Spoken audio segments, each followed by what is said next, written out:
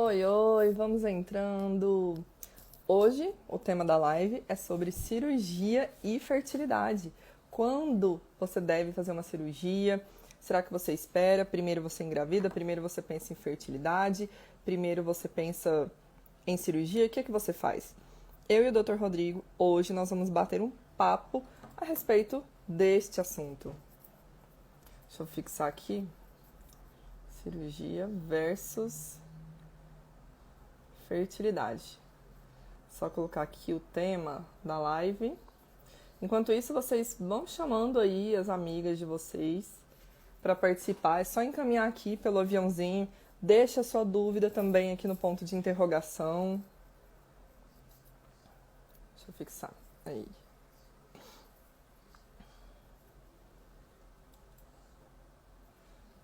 Aí vamos entrando. E aí, temos tentantes nessa live? Ou vocês estão mais interessadas em cirurgia e não são tentantes? Me fala aí.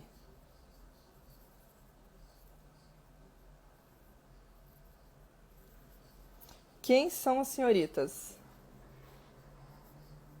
Mais tentantes? Querem saber mais sobre fertilidade ou mais sobre cirurgia? Vão colocando aí. Convidar já o Dr. Rodrigo.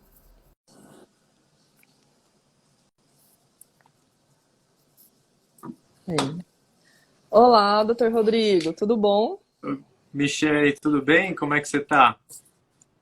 Tô bem, graças a Deus. Cheguei agora do consultório, vim voando aqui já arrumar meu canto de live. Não, perfeito, tá ótimo.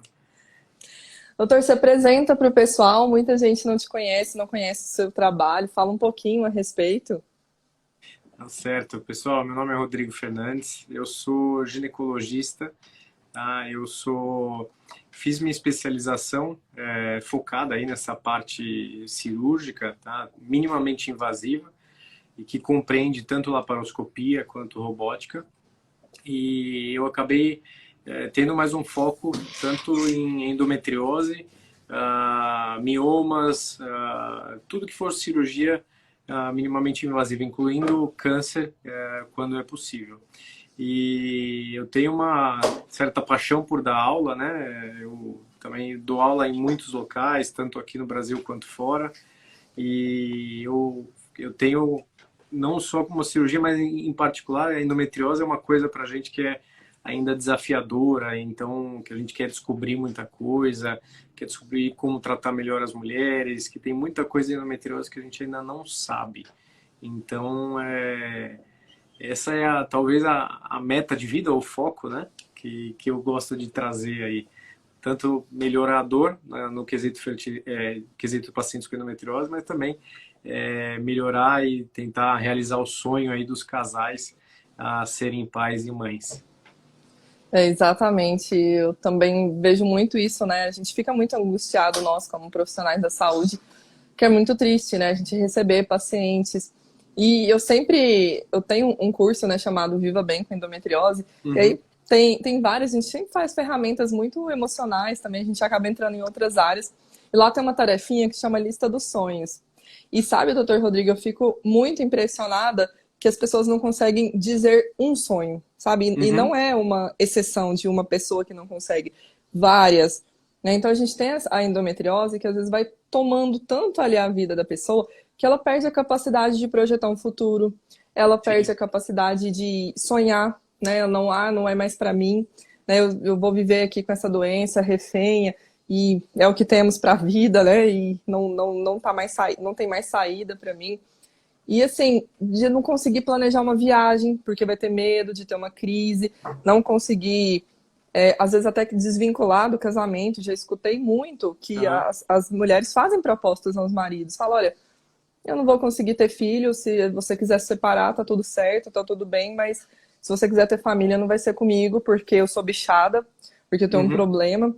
Né? Então a gente precisa tirar isso, sabe? E dentro da Sim. minha abordagem eu gosto muito de trazer isso, que existe muito mais além da endometriose, né? A pessoa não é ela, existe uma vida, existe É. você pode ganhar massa muscular, você pode viver, você pode viajar, pode projetar planos, fazer sonhos, né? Então, isso é muito importante, esse resgate. E como você falou, e os profissionais, nós, a gente quer levar isso, né? Levar isso da mulher voltar a sonhar, restaurar aí as famílias que querem ser constituídas. E é uma doença que é muito misteriosa, né? Muito complexa. Esses dias eu até fiz um post que dores misteriosas podem ser relacionadas à Uhum. endometriose, né? Então, assim, como assim? Eu posso ter uma endometriose e ter uma dor no ombro que está relacionada, né? Sim, Então, N fatores aí envolvidos que nos instigam muito e a gente espera que cada vez mais tenha mais conhecimento, que a ciência avance cada vez mais, até mesmo as cirurgias, para que, no final de contas, quem seja a maior beneficiada seja a paciente, né? Só não pode sim. desistir de procurar ajuda. Eu sempre falo, Não, procura. Não dá para se conformar com síndrome Gabriela. Eu nasci assim, você sempre é assim. Não. Tem que procurar ajuda. Procura todas as alternativas que tem. Procura todos os tipos de tratamento que você já ouviu falar, até você achar o que é o seu caminho de fato, né? Só não dá para achar que é isso e tá tudo bem e acabou para você. com certeza. Ô, Michele, sabe o grande problema que às vezes eu vejo no consultório é que, foi como você falou, muitas mulheres, elas acabam por se tornar a doença, né?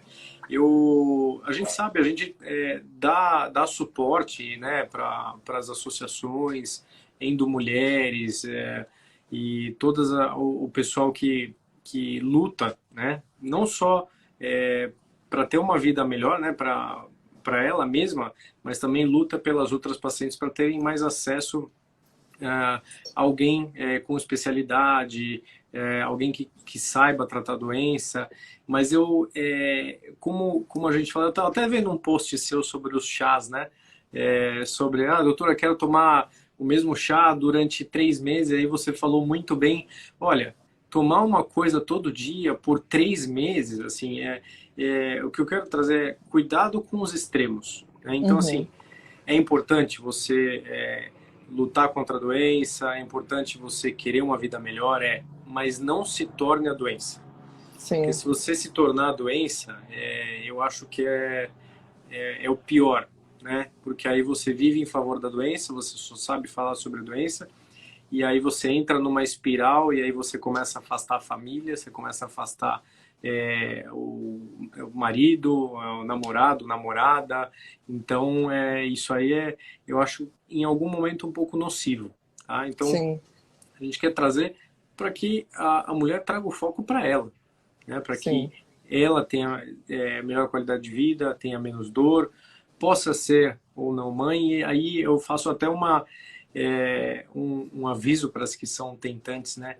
Quantas vezes eu vejo inúmeras mulheres, inúmeros casais que estão tentando, e aí assim, estão tentando às vezes loucamente, depois de anos e anos, e FIV atrás de FIV, FIV atrás de FIV, e aí, de repente, quando mesmo você citou, eu acho que eu vou dar uma pausa, eu acho que eu não vou conseguir. Quando ela tira aquele peso das costas, eu posso ter certeza, em grande parte, tenho muitas mulheres que acabam engravidando, né? Porque assim, Sim, o psicológico importa muito, é uma coisa que a gente não consegue medir, não consegue palpar, mas é uma coisa que mexe demais, não só com a parte psicológica, mas também com a parte orgânica. Isso aí a gente não consegue palpar, sim. não tem como medir. Então, cabe a cada casal, a cada mulher, saber o quanto isso está afetando a vida dela e saber praticar um pouco do que a gente fala hoje de mindfulness, né? Que é sentar, saber, ter um autoconhecimento para ela poder falar, não, isso que eu estou fazendo talvez seja um pouco extremo, então eu preciso respirar um pouco, ter uma pausa para que eu possa novamente dar um rumo para a minha vida e para os meus objetivos e ir atrás deles com parcimônia, sem extremismo, e assim pode ter certeza que muitos resultados bons virão. Exatamente.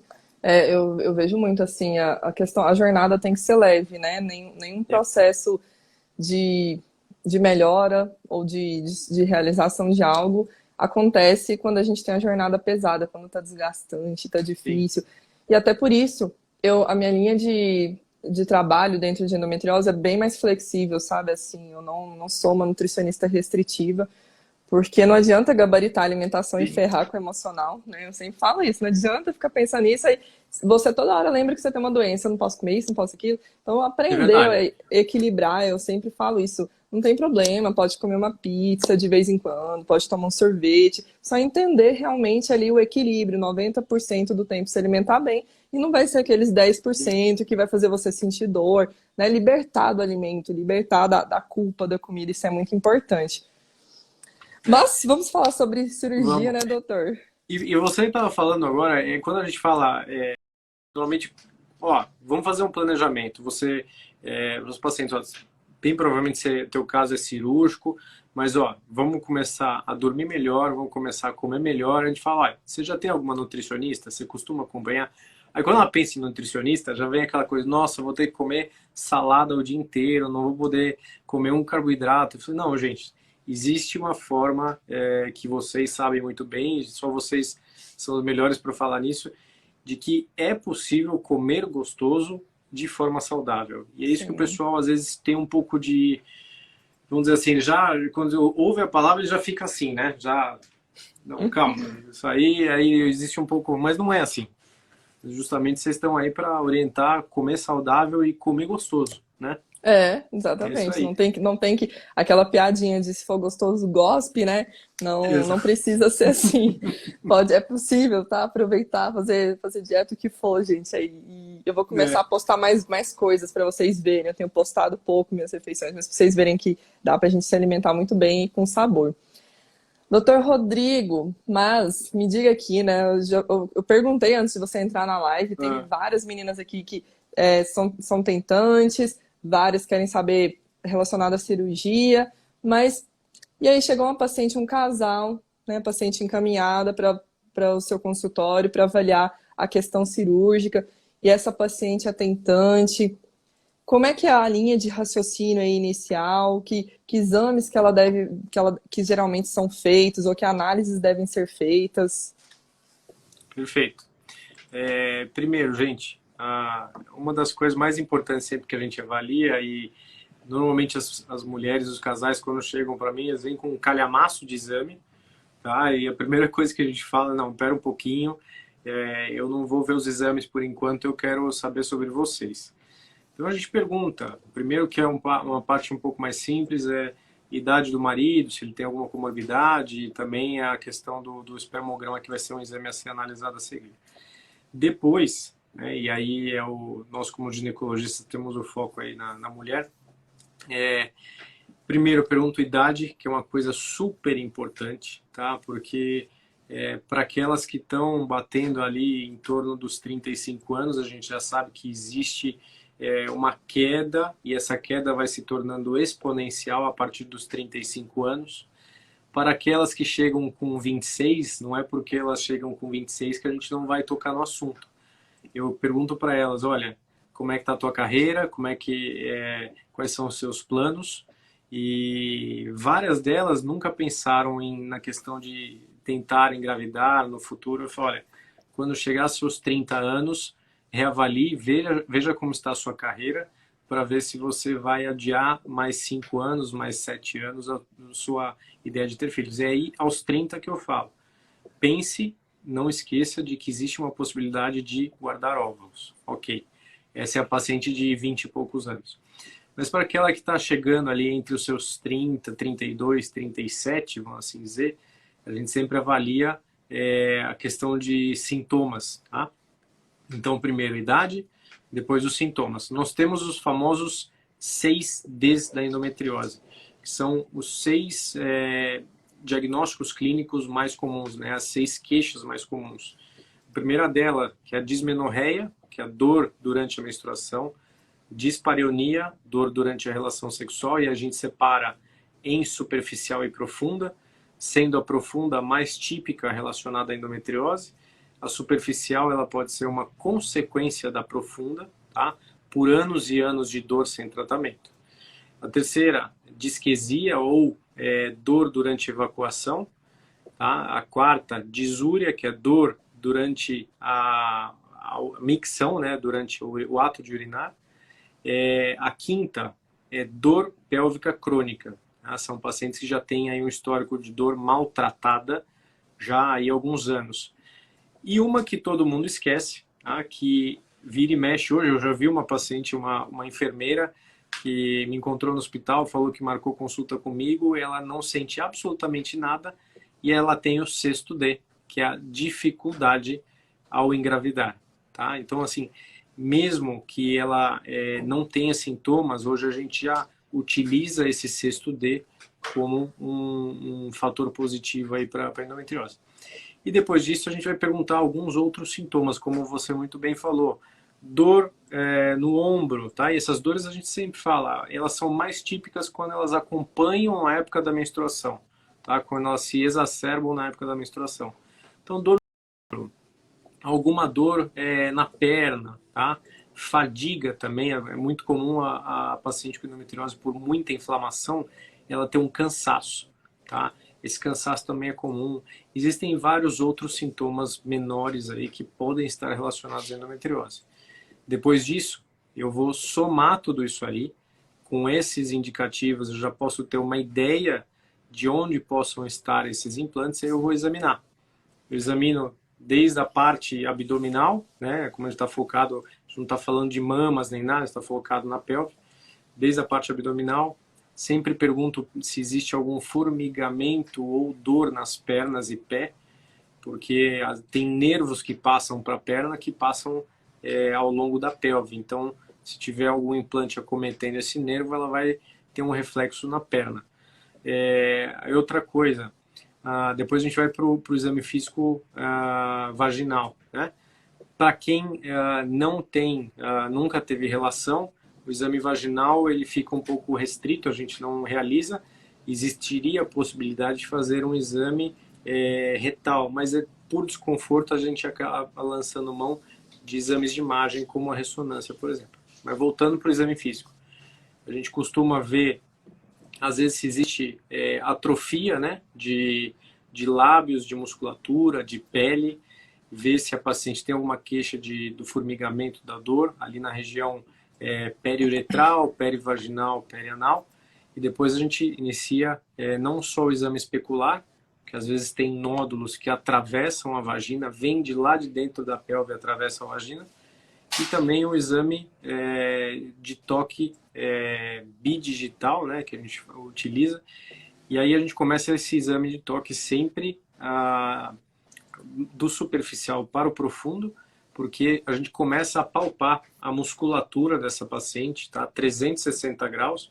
Se ela tiver dor na musculatura, isso já começa a me trazer uma ideia de que essa dor pode estar aí há muito tempo. Né? Então, uma dor de endometriose lá de dentro, profunda, que ficou muito tempo sem tratar, e ela teve a fadiga muscular da pelve. Então, logo durante o início da penetração do ato sexual, essa paciente não consegue relaxar a musculatura e tem inúmeros nódulos, tá? Igual fibromialgia, tá? Inúmeros nódulos musculares, e essa paciente vai se beneficiar não só de uma possível cirurgia, mas também de fisioterapia, acupuntura, yoga, entre outras coisas.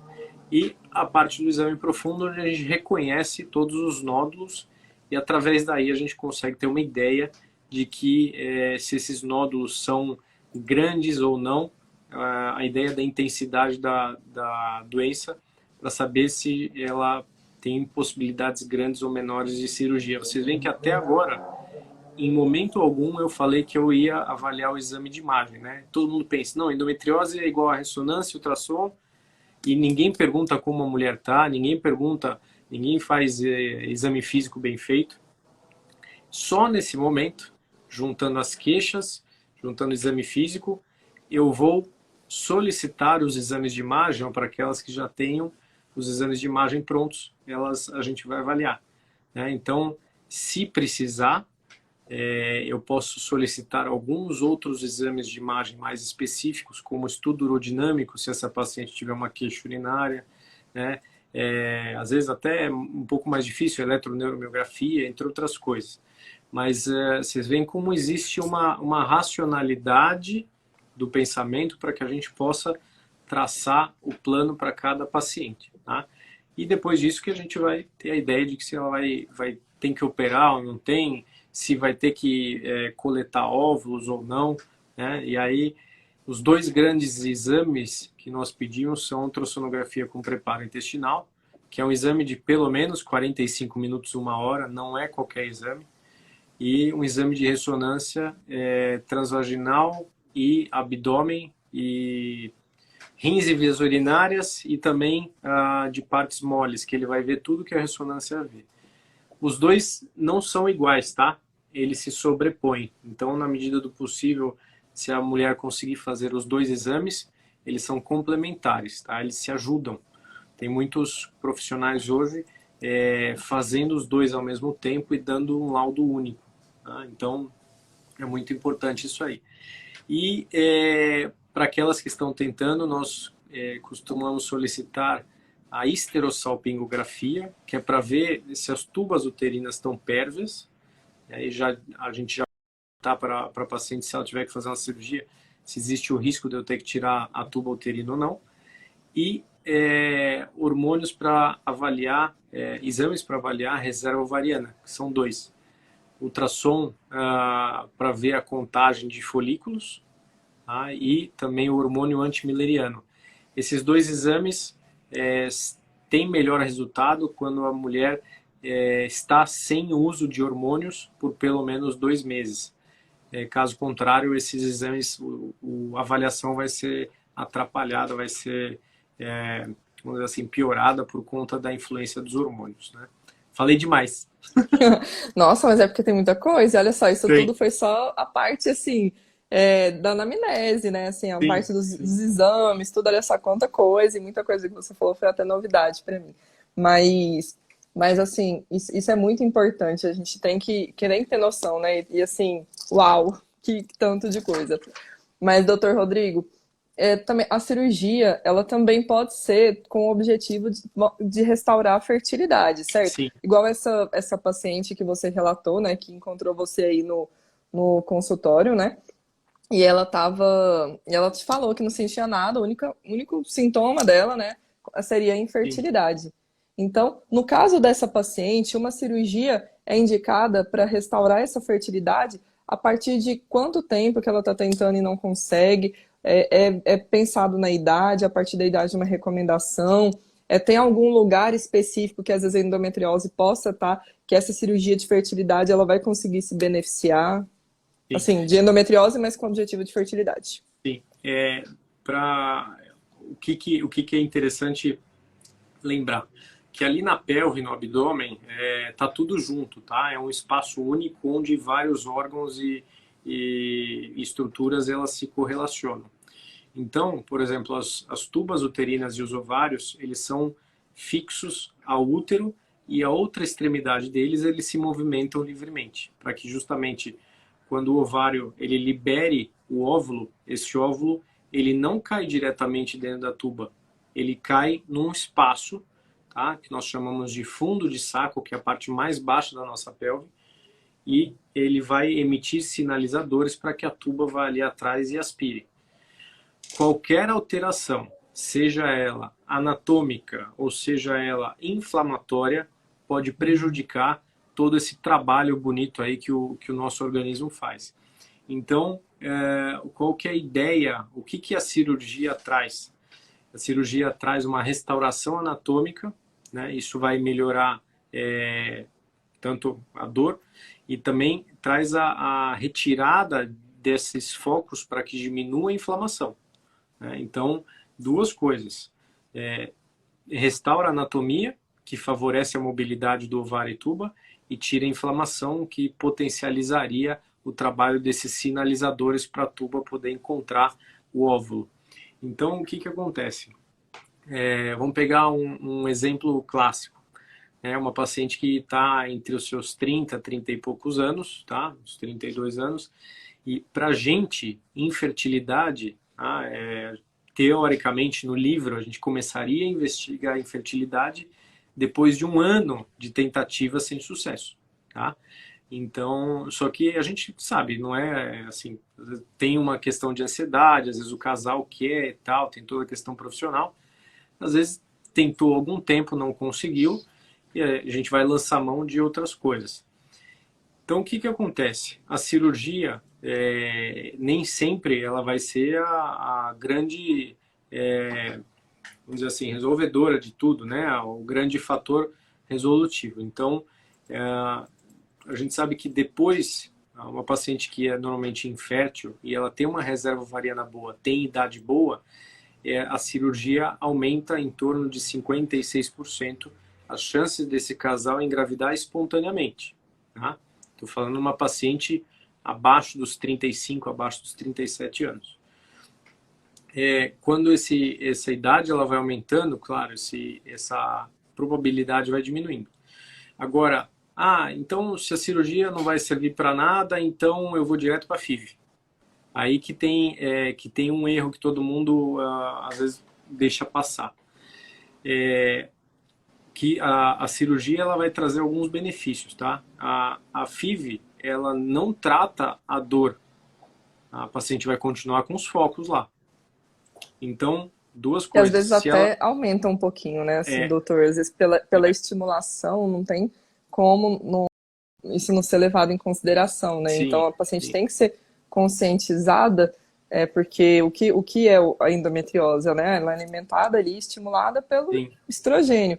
Só que para você fazer uma fertilização, você vai precisar de estrogênio para você ovular. Você está investindo muito dinheiro naquilo e precisa realmente de muitos. Não é que está errado, é que é o processo. Você vai investir 20 Perfeito. para não ter o tanto, né, de coleta, mas é importante ter essa consciência de, às vezes, dar uma piorada em alguns sintomas que tem, né? Então, é super Perfeito. importante aí relatar isso. E vocês, é bom você ter tocado nesse assunto, assim, se vocês procurarem especialistas em reprodução humana, que sejam de um trabalho sério, eles vão ter essa noção de que, assim, um estímulo de 1, 2, 3 ciclos com parcimônia não vai trazer nenhuma piora muito grande para a endometriose.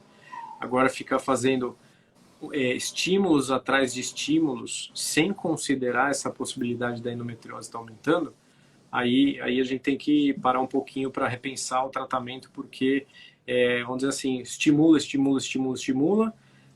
não deu certo.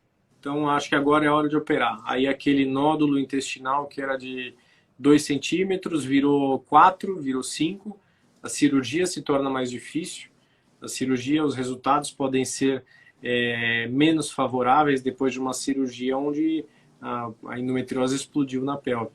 Então, às vezes tem horas e horas. Tanto que o governo francês, né, eu passei 2 anos lá, o governo francês dava para as pacientes, para as mulheres, 4 ciclos. Tá? Então, o que acontecia? Ela ia para o especialista em reprodução humana, fazia 2 ciclos.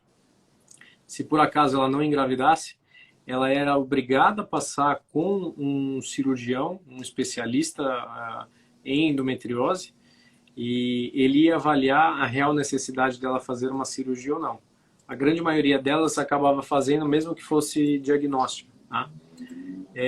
Fazia cirurgia, tá tudo bem, teve que tratar a endometriose, ok, agora sim você vai ter direito aos 2 outros ciclos. Tá? Então não era assim, fazer ciclo à torta e à direita desenfreado. Mas é como eu falei para vocês, se vocês pegarem profissionais respeitados, profissionais sérios, eles sempre vão ter esse cuidado de não fazer estímulos um atrás do outro e não pensar na questão cirúrgica se essa paciente precisar.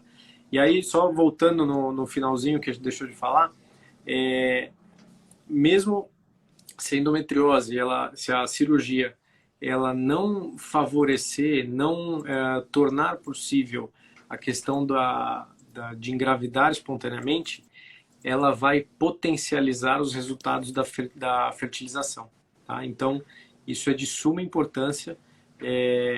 Às vezes o pessoal quer driblar, né? O meu objetivo é ter filho.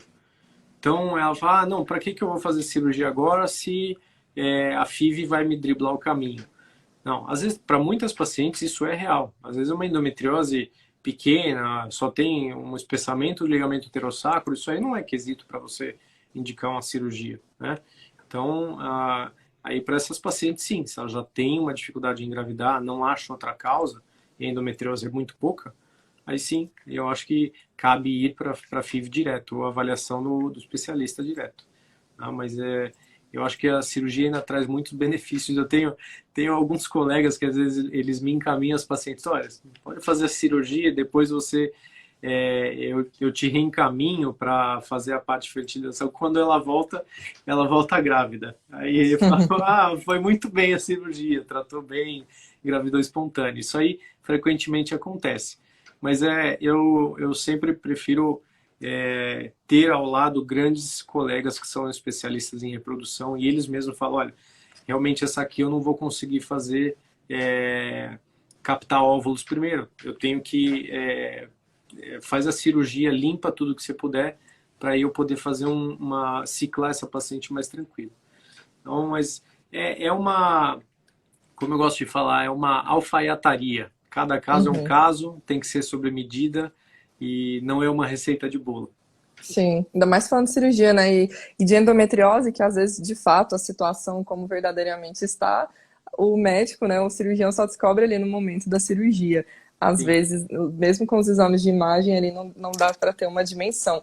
Mas se a paciente tem a possibilidade de fazer a cirurgia, geralmente, então, pelo que eu entendi, a coleta, ela pode acontecer antes da cirurgia ou não, uhum, dependendo dela, né? Não há sim, uma resposta assim, depende muito. Mas há alguma situação, doutor Rodrigo, que a cirurgia poderia piorar a fertilidade? Que essa sim, mulher teria que tomar um cuidado? sim. E aí, justamente como você falou, naquelas pacientes que elas têm um cisto no ovário, que é o cisto chamado de endometrioma, além dele causar um efeito de massa, ou seja, ele expande e ocupa espaço do tecido ovariano, ele também é altamente inflamatório. Então, ele traz inflamação para aquele tecido ovariano que está ao redor. Tá? Aí tem uma questão. Para aquela paciente que ela tiver uma boa reserva, tiver uma idade boa, eu posso tratar esse ovário com um pouquinho mais de tranquilidade. Agora, para aquela paciente que passar dos 35 anos, tiver um hormônio antimileriano não tão bom, eu vou falar para ela, olha, você tem duas possibilidades. Ou você passa com um especialista em reprodução para ele estimular o teu ciclo, captar os ócitos e deixar guardado para que eu possa ir mais tranquilo para a cirurgia, ou quando eu for para a cirurgia, você preferir fazer a cirurgia primeiro, quando eu for mexer no ovário, eu vou mexer com um pouquinho mais de cautela. E mexer com um pouco mais de cautela significa, às vezes, deixar intencionalmente lesão no ovário para trás. Porque qual que é o objetivo? O objetivo é a fertilidade. Se ela vai Uhum. recidivar depois ou não, esse é outro parâmetro. Tá? Então, isso aí, agora ela quer engravidar, então o meu objetivo é preservar ao máximo a reserva ovariana. Se ela já vier numa outra situação, eu já tive 2 filhos, tal, eu quero livrar a endometriose, aí sim a gente vai atacar o ovário um pouquinho mais radical, tá? E quando seria assim uma situação que o ovário tem que ser retirado? Mesmo que for uma menina de 25 anos que não é casada, que não tem filhos, ou não, essa menina de 25 anos ela consegue não ter esse ovário retirado. Há uma situação que ele tem que ser? São raros, tá? Situações onde o ovário precisa ser retirado. Em casos de grandes cistos, onde esse ovário ele fique tão pesado que ele possa torcer, tá? E quando ele torce, ele acaba, vamos dizer assim, quase como dá um nó na nutrição dele, então ele fica preto, ao ponto de, mesmo que a gente reverta durante a cirurgia, não existe mais fluxo, porque o tempo foi grande e esse ovário necrosou, né? Ele não tem mais função. Tá? Mas é muito raro a endometriose, porque como está tudo grudado, é difícil nesse grude todo o ovário torcer. Ele está quase que fixo. Outros casos, se esse cisto dentro do ovário, ele tem algumas características suspeitas, e quando eu falo suspeitas, são suspeitas para câncer. Tá? Aí é Uhum. preferível a gente remover o ovário intacto, ou eventualmente, se conseguirmos o cisto intacto, para evitar que esse possível câncer ele se alastre, tá? Mas são casos mais raros. A gente acaba vendo mais pacientes mais idosas que nunca foram operadas de endometriose, mas você vê todo aquele grude clássico da endometriose antiga e que desenvolveram câncer de ovário oriundo de um cisto de endometriose pregresso. Entendi. Ainda falando aqui sobre endometrioma, né? Tô puxando as perguntinhas que tem a ver. Qual o tamanho do endometrioma para ele ser operado? Vamos dizer assim, não existe um tamanho, não existe um número mágico, tá? A gente sabe que quando a gente vai para a cirurgia de endometriose, a gente tenta ser completo, tá? E assim, não é normalmente o ovário que vai ditar, seu cisto está tantos centímetros, você tem que operar ou não. Normalmente é um conjunto de situações.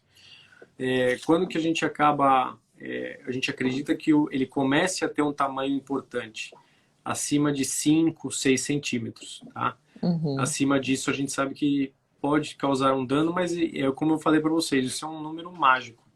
Tá? É difícil o ovário torcer por endometrioma, mas 6 centímetros ele já começa a causar um efeito de massa importante, a ponto de, até às vezes o especialista em reprodução não ter dificuldades em driblar esse endometrioma e puncionar só o folículo, tá?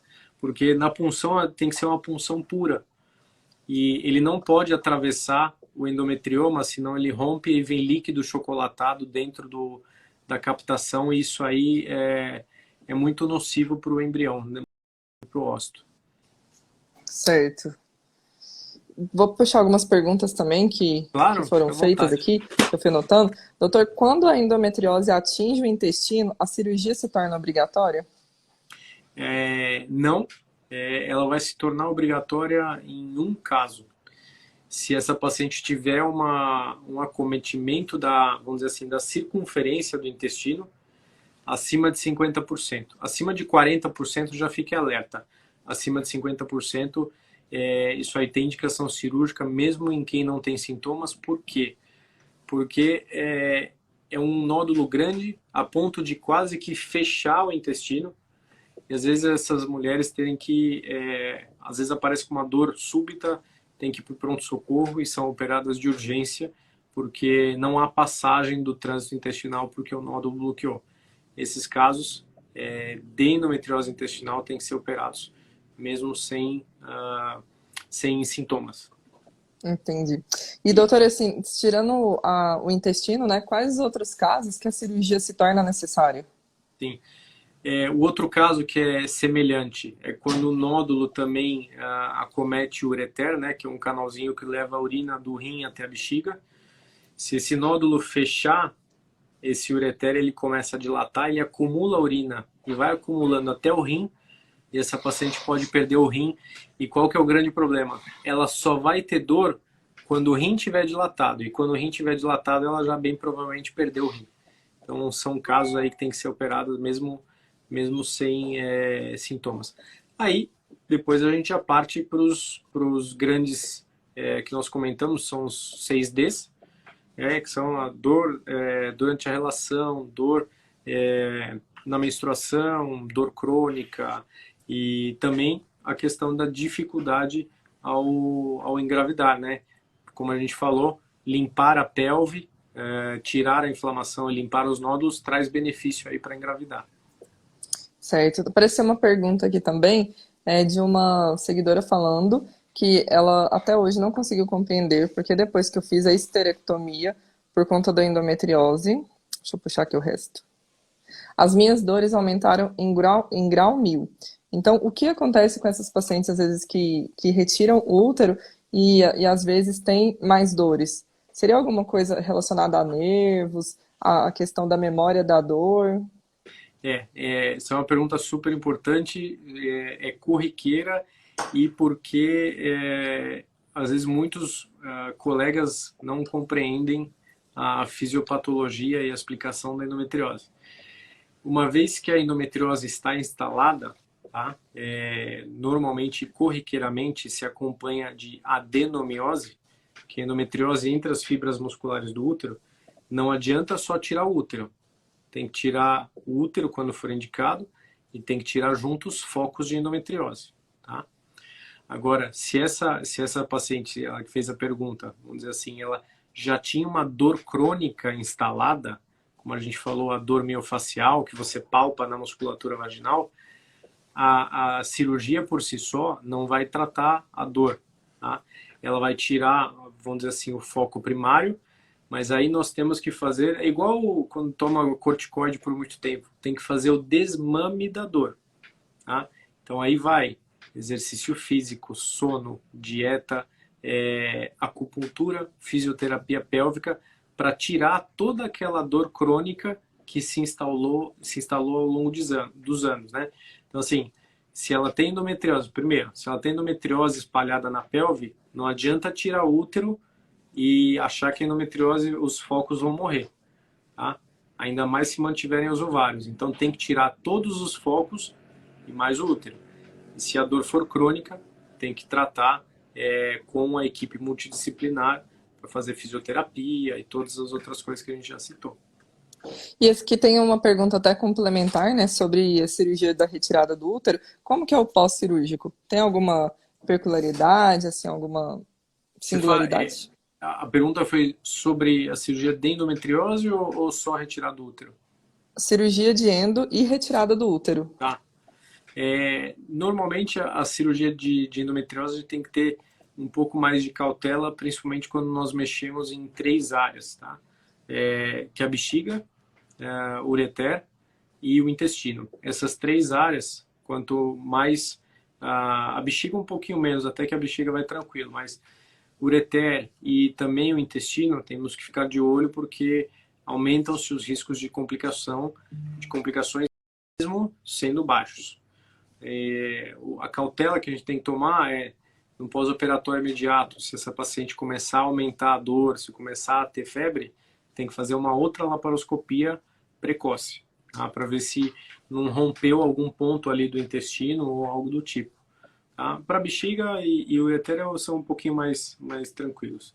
Agora, se for só retirada dos focos e a retirada do útero, a gente só pede para essa paciente não ter relação, né? Porque a partir do momento que a gente tirou o útero, a gente tem que fechar a cúpula vaginal, né? E essa cúpula vaginal ela não pode ter nenhum impacto, e a gente está falando de relação sexual, durante pelo menos 6 semanas. Senão, se houver impacto nessa sutura, esses pontos podem romper e até caso do intestino sair pela vagina. Tem que tomar muito cuidado com isso. E endometriose no intestino, no ânus, vagina e está bem perto do ureter. Qual a chance de usar uma bolsa de colostomia? Tem que ver bem caso a caso, tá? Tem detalhes dentro de todas essas explicações que favorecem ou não o uso de colostomia.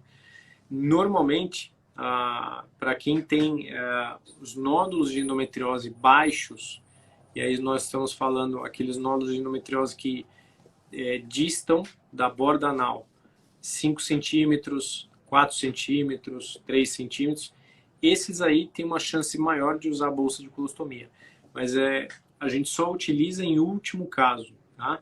A grande maioria dos nódulos, 99% dos nódulos, eles estão de 8 centímetros para cima, o que diminui muito a chance de ter que usar a bolsa de colostomia. A gente só costuma utilizar a bolsa de colostomia se no pós-operatório essas cirurgias complicarem e a gente tiver que fazer uma nova cirurgia para consertar, às vezes, essa parte do intestino. Pode ser que aí sim possa ser necessário o uso de colostomia. E é possível ver todas as lesões na laparoscopia ou pode acontecer de ficar alguma sem remover? A gente sempre, quando vai para a laparoscopia, e é bom os pacientes terem feito exames de imagem com pessoas confiáveis, porque nós já vamos saber o tamanho da doença, a gente vai mais preparado para isso. Claro que os exames de imagem nem sempre vê as lesões menores. Então, a gente acaba minuciosamente tirando foco por foco. E quando eu falo em foco, são normalmente aquelas células que se aglomeraram e formaram os nódulos. As células em si são microscópicas e nós não conseguimos ver. tá? Então, é o que a gente fala. Se essa paciente fez uma cirurgia ótima, retirou todos os focos, é bem provável que ainda existam células aí. E aí o que acontece? Bloqueio hormonal, mudança de qualidade de vida, alimentação melhor, exercícios físicos melhor, sono melhor, vão dificultar que essas células se transformem novamente em focos de endometriose. Tá? Então, o tratamento não para na cirurgia. Aí é errado que fala, não, eu fiz a cirurgia de endometriose e estou curada. Tá? Não, você entra em remissão. Tá? Uhum. Falar que está curada é errado. Pode ser que nunca mais você tenha focos de endometriose. Parabéns. Tá? A cirurgia foi boa e você manteve um bom cuidado. Mas falar que está curada, hoje em dia a gente não costuma falar esse termo. Sim, também concordo. Doutor, aqui tem uma pergunta sobre aborto espontâneo de quem tem endometrioma. É sinal de que essa pessoa precisa da cirurgia? Normalmente o aborto espontâneo ele está muito mais relacionado à adenomiose do que o próprio endometrioma, tá? Que estão muito relacionados. Então, a adenomiose são células de endometriose que estão entre as fibras musculares, logo abaixo da camada do endométrio, a camada que vai receber o embrião, e essa camada ela está muito inflamada e o embrião não consegue se fixar, ou mesmo que ele se fixe, ele tem fragilidade e acaba abortando, acaba morrendo, tá? Então é difícil que o endometrioma cause o aborto. É mais provável que essa paciente também tenha adenomiose e essa adenomiose que seja a real causa do aborto. Eu também sempre costumo falar assim que é uma doença inflamatória, né? A endometriose, a adenomiose. Então, ela deixa o ambiente inóspito, né? Digamos assim, que a casa tá suja, né? Então, assim, a visita, o embrião, ele vai querer ficar naquela casa Sim, toda bagunçada, cheia de estresse oxidativo, cheio de exato, inflamação, né? Não vem o hormônio na hora certa, né? Que seria para receber ali, o anfitrião para receber a exatamente. visita. Então, melhorar, reduzir esse quadro inflamatório, até para melhorar a recepção do endométrio, né? Do mesmo jeito que a gente tem alterações das bactérias lá do intestino, que causam desarranjos intestinais na gente, a gente também pode ter uma desbiose na região do útero, uma desbiose na vagina, né? E aí entra várias questões. E assim, para você formar para fazer uma fertilização, né, natural, você fecundou ali. O próximo passo é o quê? Divisão celular, né? Essa célula, Sim, ela precisa de se dividir para gerar essa vida. E aí é onde acontece o grande problema. Se você tem uma doença inflamatória, nutrientes que seriam usados até para nutrir esse ovário, né, conforme o folículo vai amadurecendo com o tempo, ele deixa de ser usado naquele momento. Porque o objetivo do corpo primeiro é sobrevivência, depois é reprodução. Se você está sobrecarregado na parte da sobrevivência, vai faltar nutriente ali para reprodução.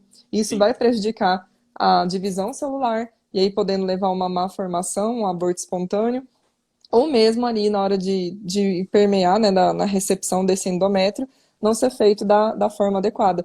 Então, a gente precisa também olhar para essas outras áreas que depende de vocês mudar, porque é alimentação, é estilo de vida, é atividade física, é sono, que tudo isso vai aumentar, né, potencializar as suas chances.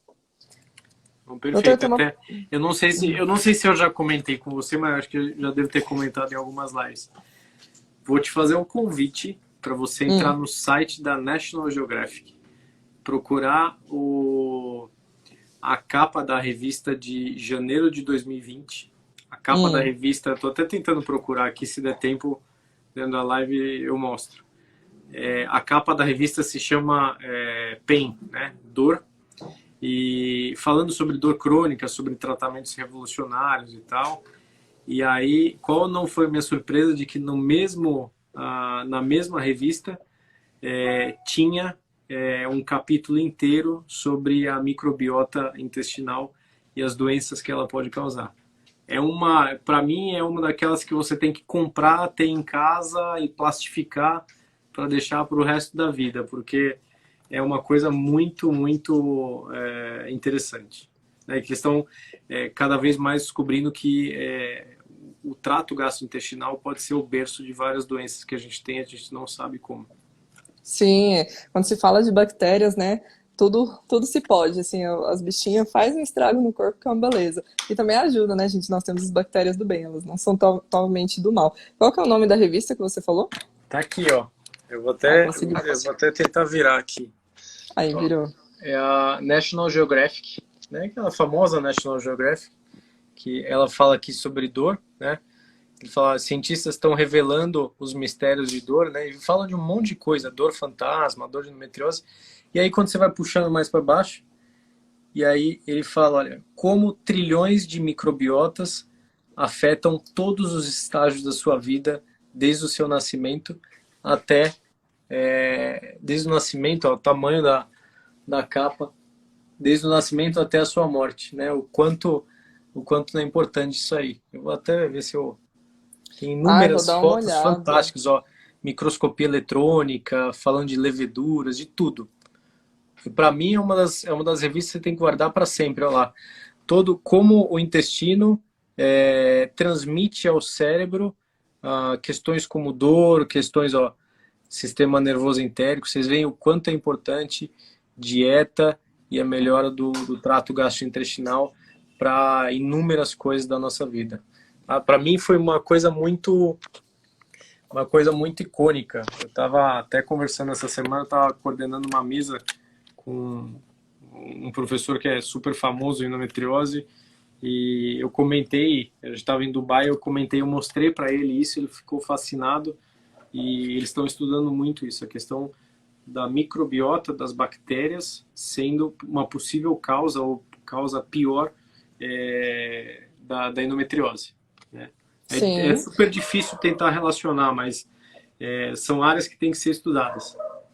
sim, não, e cada vez mais hoje em dia a nutrição, tudo começa pelo intestino, né? Não tem como a gente falar em Exatamente. um paciente emagrecer, até mesmo a depressão, né? Tem fios ali no intestino que é um órgão que é capaz de produzir serotonina, né? Tem a questão do Sim, estroboloma, do intestino, da questão da eliminação do estrogênio, que deveria ser uma deficiência nesse estroboloma.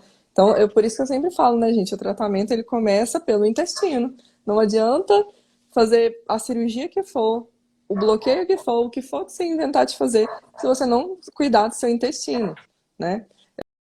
É um grande gatilho para desencadear. Então, às vezes surgiu muitas perguntas, né? Por que que eu ainda sinto dores? Por que que piorou? Ou por que que a endometriose voltou? Será que você olhou, teve esse cuidado de olhar para a dieta, para o seu intestino, né? Melhorar? Então, sim, esse pós-cirúrgico depende muito da paciente também. sim. Não, parte do meu trabalho que eu faço eu sou professor do ICESP, que é o Instituto do Câncer do Estado de São Paulo, aqui na USP.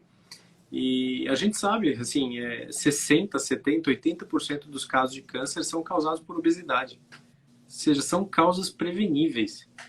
E a Uhum. gente não dá a mínima, entendeu? Ninguém dá a mínima. Ninguém fala disso.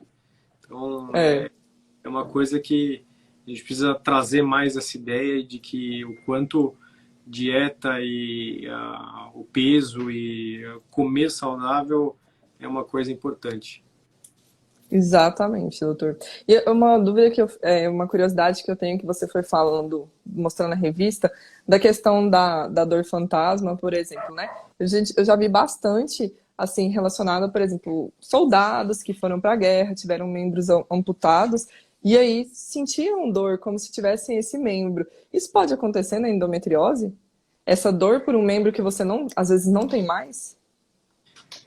Olha, é difícil, acho que eu nunca peguei, nunca tive nenhuma paciente que tivesse que ter sido amputada, tivesse dor relacionada, mas nós vemos casos, principalmente até na revista, de pacientes que tiveram infarto, o infarto foi tratado, ele continua com a dor do infarto e o coração está normal, entendeu? Então, assim, são coisas da nossa cabeça. Agora, o que acontece com a endometriose?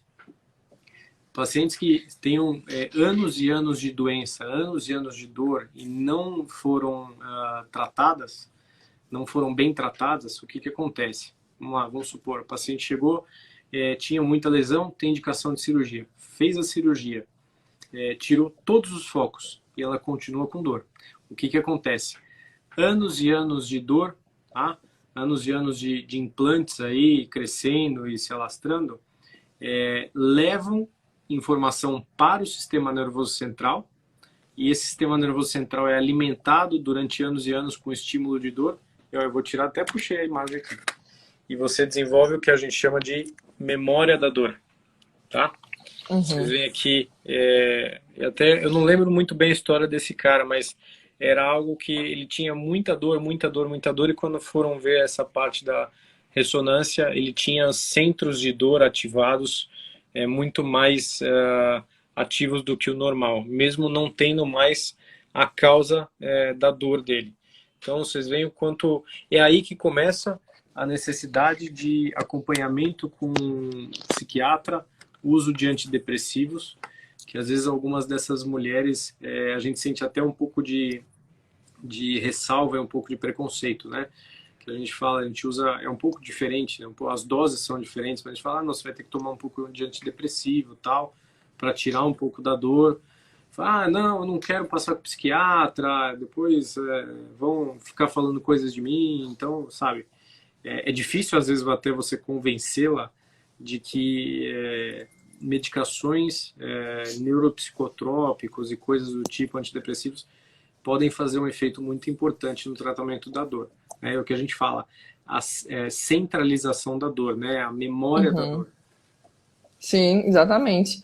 E aquela questão, né? É a última memória que você tem, né, de um órgão. Por exemplo, assim, no caso do soldado amputado, né, lendo mais a respeito, pensa, a última memória que ele teve ali, ele sofreu um ferimento na guerra, ele lembra o quê? Do braço todo ensanguentado ali, todo ruim. Sim. Então, isso gera um grande sintoma, ele não, apesar de não ter esse braço, ele sente. E eu também já vi muita coisa falando, né, a respeito de às vezes projetar o outro braço, né, Sim. colocar de frente para o espelho e da pessoa começar a enxergar aquele órgão como sadio, também é um trabalho todo mental, todo com a parte emocional envolvida, de você enxergar que aquele pedaço não está mais doente, não está, então é super importante essa ressignificação aí de algo, né, de uma cirurgia, de tudo. Vou te mostrar outra coisa que também está no capítulo, para você ver o quanto é interessante. Você já imaginou que com realidade virtual você pudesse melhorar a dor? Então, assim, são etapas e etapas e terapias que cada vez mais a gente vai descobrindo, de que até, assim, realidade aumentada, realidade virtual, a gente pode traçar aí alguns tratamentos alternativos e que funcionam, tá? Mesma coisa de que há anos e anos, e 30 e 20, sei lá, 40 anos atrás, quando o pessoal, alguns ainda falavam, não, mas a acupuntura não serve para nada e tal, tá aí, a acupuntura é uma das grandes armas nossas para tratar a dor, porque não a realidade virtual, né? Só porque acabou de surgir. Já tem pesquisas falando aí que realmente é uma coisa que a gente descentraliza a dor e trata muito melhor. Exatamente. Nossa, que live rica, viu? Eu falei assim, essa não vai ser melhor do que a outra, né? Porque cirurgia, mas a gente falou tanta coisa que foi interessante, eu aprendi muito e com certeza as meninas. Vou puxar só a última perguntinha, porque ela já tá puxada aqui, pra gente encerrar, que já tá até, passou um pouquinho já do horário. Mas, doutor, qual o limite de cirurgia para uma paciente com endometriose grau 4 e qual a chance da FIV dar certo? Tem limite de cirurgia? Eu diria que não tem limite de cirurgia, mas eu acho que nós deveríamos limitar ao máximo as cirurgias. O que eu quero dizer com isso? A primeira cirurgia tem que ser a melhor cirurgia que você for fazer. Por quê? Porque a partir do momento que eu faço uma cirurgia que ela é, vamos dizer assim, incompleta, tá? Existe cirurgia incompleta porque não teve habilidade do cirurgião, mas existe cirurgia incompleta onde o cirurgião optou em parar porque tinham regiões muito nobres que talvez fariam muito pior a paciente se ele mexesse, tá?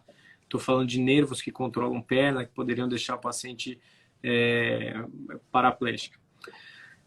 Então, o que eu falo? Se você fizer uma cirurgia e deixar lesão, tá, não for completo, aquela próxima cirurgia que você for fazer ou que um outro colega for fazer, ele vai pegar endometriose e fibrose.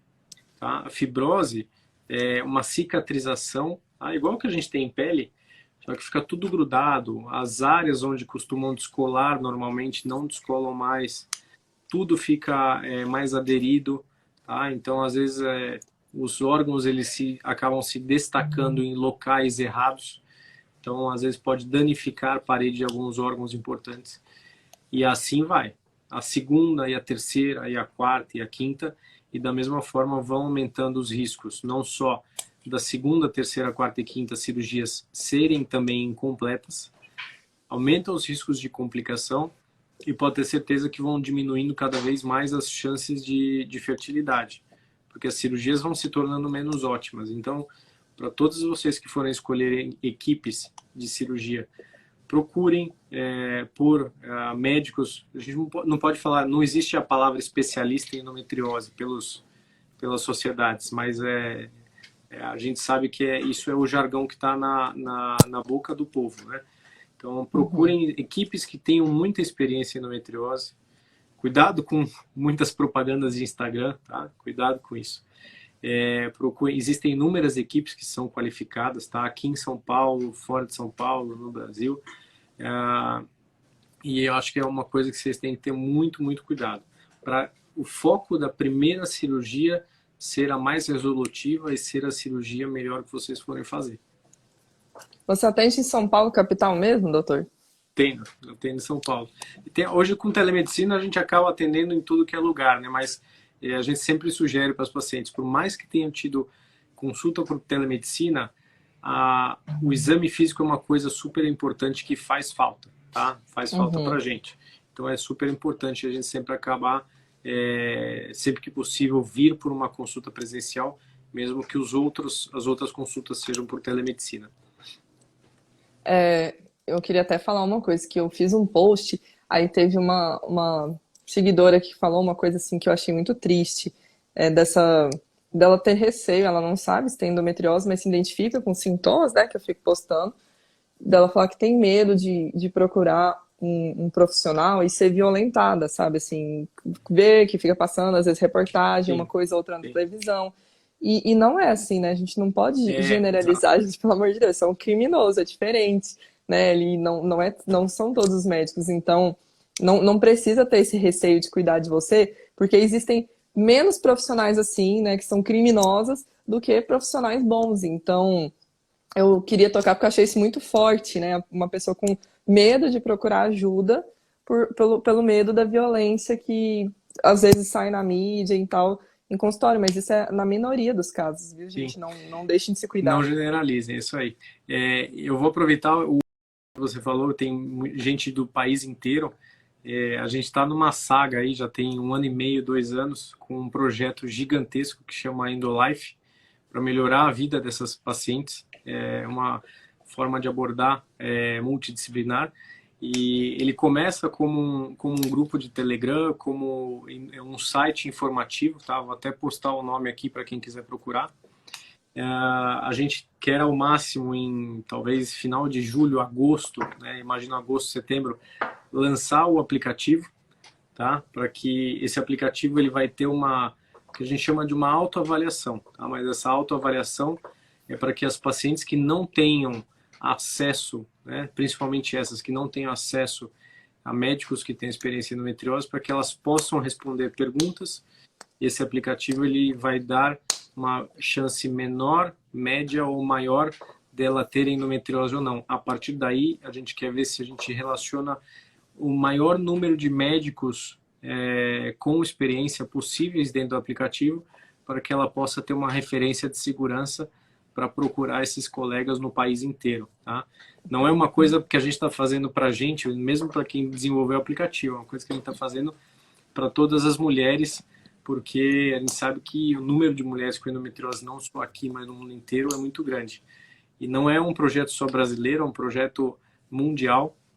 Já está conversando e tem pessoas que estão dentro do aplicativo desenvolvendo desde de Dubai, desde o México, Áustria, Itália. Então a gente quer levar esse aplicativo para o mundo inteiro para ajudar inúmeras mulheres e casais que queiram engravidar também, que a gente sabe que está tudo relacionado.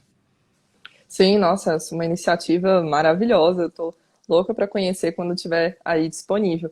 que isso faz muita diferença, né? Às vezes, como o meu perfil é muito, assim, de seguidoras mais até de fora do que da minha cidade em si, às vezes me perguntam muito, né, dica de médicos, e a gente, é complicado porque é realmente muito difícil conseguir saber, né, acho que mais quem são os próprios especialistas na área, os próprios médicos, né, tidos como especialistas, são os melhores para indicar porque conhece, né, eu fico muito triste quando às vezes eu vejo comentários como, eu fui, falou, o meu médico falou que a alimentação é ilusão e não sei o quê. Por mínimo que seja, não encorajamento, né? A gente sabe tantos benefícios aí da alimentação. Mas Sim. isso aí, desse rastreamento é muito importante, né? Ó, já vou aproveitar e te faço um convite.